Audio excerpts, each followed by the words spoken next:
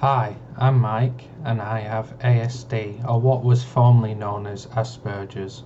Growing up, I struggled with things that was uncertain or unexpected, someone surprising me or asking me to speak up in class, for example. I would freeze and become painfully shy and anxious.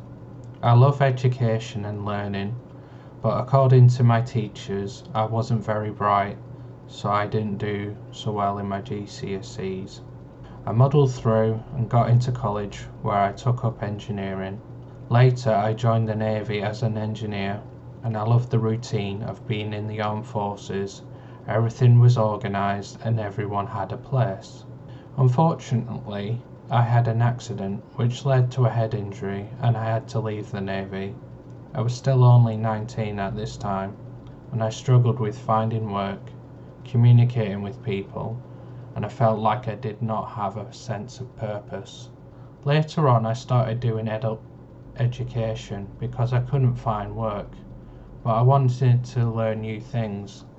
As a hobby, I built a computer, so I took up a course doing this. Eventually, one evening, one of the tutors said, "Have you thought about going to university as a mature student?"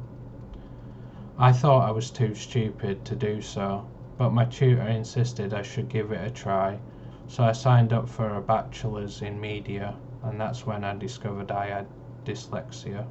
During my diagnosis of dyslexia, I was asked if I was ever screened for autism. They suggested I should investigate, as my dyslexia involved processing and verbal communication rather than the reading issues, which is a typical diagnosis. I went to a charity who specialises in screening adults for autism. As I am an adult, this is not something the NHS will do. So I signed up, had a pre-assessment, and they recommended I go for the full diagnostic assessment.